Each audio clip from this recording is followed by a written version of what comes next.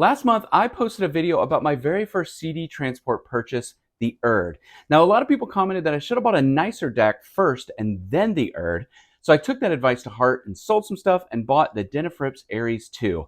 Now, I'm not going to review that DAC in full here as there are a ton of videos already reviewing it on YouTube.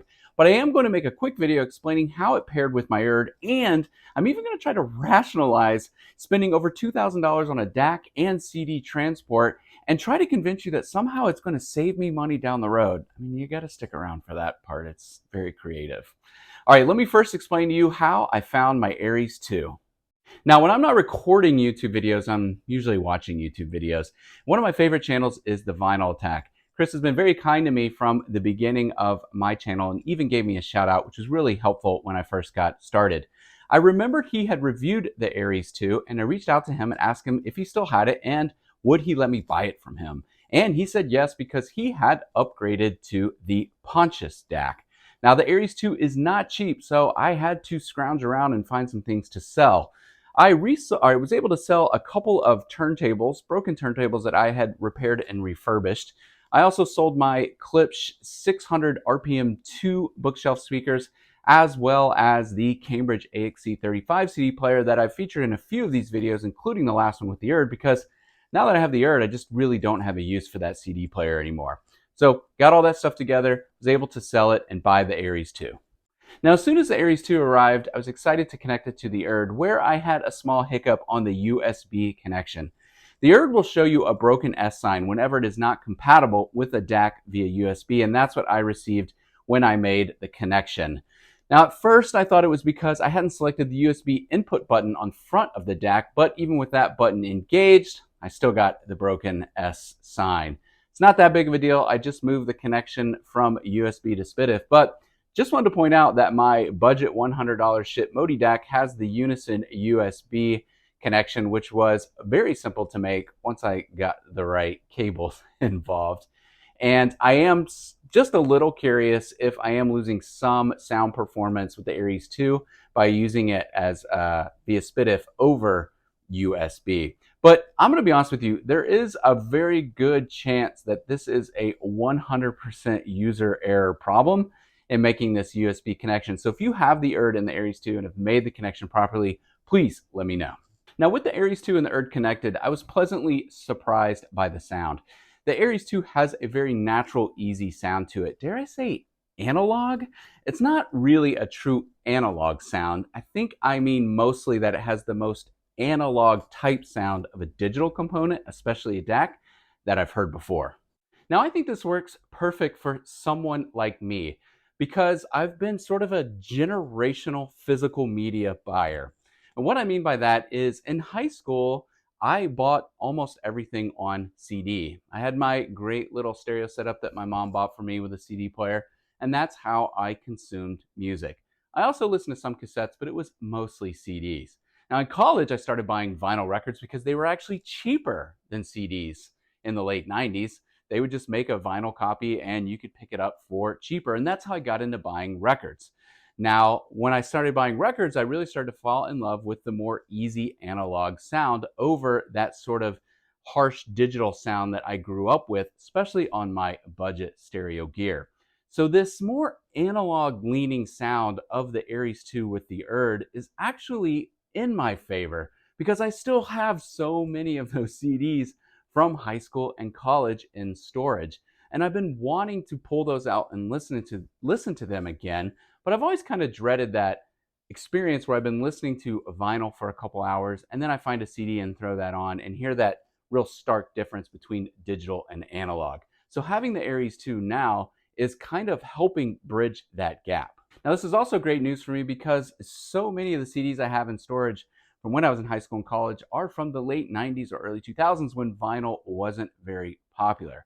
So it's at this point that I'm going to try to convince you or rationalize this $2,000 purchase of the Erd and the Aries 2 and how it's actually going to save me money. Are you ready for this? It's pretty good. Now, streaming music is convenient, but when I'm at home, I prefer to listen to a physical media source. whether it be CD, cassette, or vinyl. And as I mentioned, I have had an all analog system for years. But now that I've added the Erd and the Aries 2 to my system, and I'm going through all my old CDs from the late 90s and early 2000s, I realize just how many of these albums I haven't listened to at home because I never bought a vinyl reissue copy to play in my previous all analog system. So if I wanted to listen to, say, Ween, Pavement, Liz Phair, Radiohead, Sonic Youth, The Cure, or Jay Mascis and the Fog, I have to listen to these on CDs because I don't own a vinyl copy for my analog system, as I mentioned before. So with the digital, I'm able to actually listen to these again without having to buy vinyl reissues, which are insanely expensive. I think I looked these up. So if I wanted a copy of The Cure's Boys Don't Cry, it's like $60. Jay Mascis and the Fog, I'd have to buy an OG copy at $100.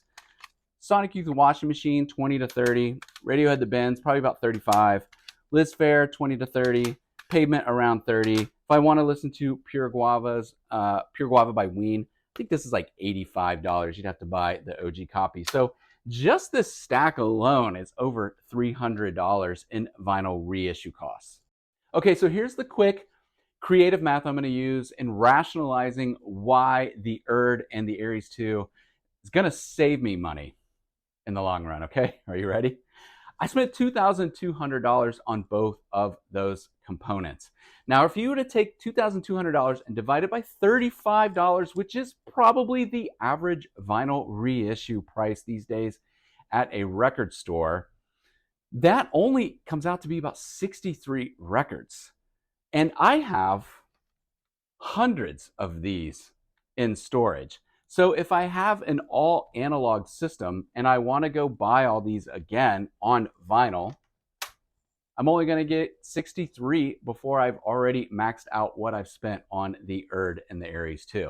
I told you this was going to be creative, okay? So just hang with me, all right? I'm going to stretch this rationalization as far as I can, which means that by spending over $2,000 on these two components, it's allowing me to listen to hundreds of CDs again without having to go buy them all on vinyl again, which would be a lot more money if I wanted to hear them all in an all analog system. That's the rationalization. I told you it would be kind of thin and creative, but I do think there's some logic to it, right? I've got all these CDs, but sometimes I don't like to put the CD just on a cheap CD player after I've invested in such a great sounding analog system. So what I needed to do in order to enjoy the CDs again was invest the money into the Erd and the Aries 2 and be able to get the best playback that I possibly could in the same way that I've invested money in my analog system. Now, what good is a YouTube video without a little bit of irony? After having talked about how I mostly only listen to physical media when I'm at home and rationalizing CDs versus analog and why I spent all this money, there is an important thing to point out with the Erd, which is that it does have digital hub USB inputs so that I can connect a streaming device in the event that I'm just lazy and I want to put on an album via a streaming device. Now, I don't have a wireless streamer with USB output, so in this instance, when I am feeling a little bit lazy, or maybe I had too many cold snacks at a Smashing Pumpkins concert like I did this weekend, or maybe I'm just cooking in the other room and I just want some background music, I'll hook my iPad up to the Erd and listen to music in that manner. And what I noticed with the Aries 2 is that it does give me some different sound signatures than using the Modi, which I originally had hooked up. For instance, when listening to Slater Kenny's A One Beat album, there's a song Light Rail Coyote. What I noticed with the Modi is that all the music really sounded sort of mixed together, kind of like this. The Aries 2 was able to provide a little bit better track separation. For instance, the vocals just kind of seem to transcend the guitars, and you're just able to hear them in a different manner, a little bit better. Also with the Aries 2, the drums have a lot more attack and punch to them than with the Modi. So in the event I do get lazy and want to stream some music using my iPad through the Erd, the Aries 2 has made that sound a little bit more pleasurable as well. Now, the logical question here for a lot of people will be why I didn't buy the Schiit Bifrost 2. Because at that point, I would have had a system Made entirely of shit.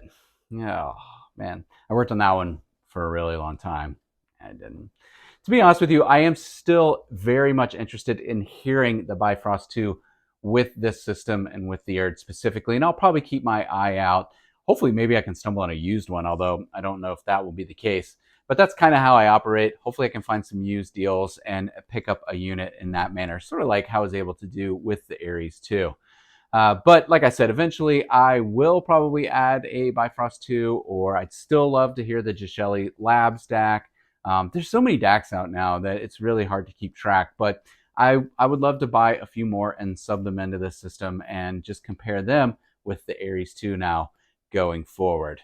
That pretty much sums up my entire experience adding the Ares 2 to the Erd. But if you're stumbling on this video and you haven't seen my video about the Erd in its entirety, and how I first bought it and some of the hiccups I had getting it started, but then how I kind of eventually fell in love with the unit, then you can do so by watching my first video on the Erd here.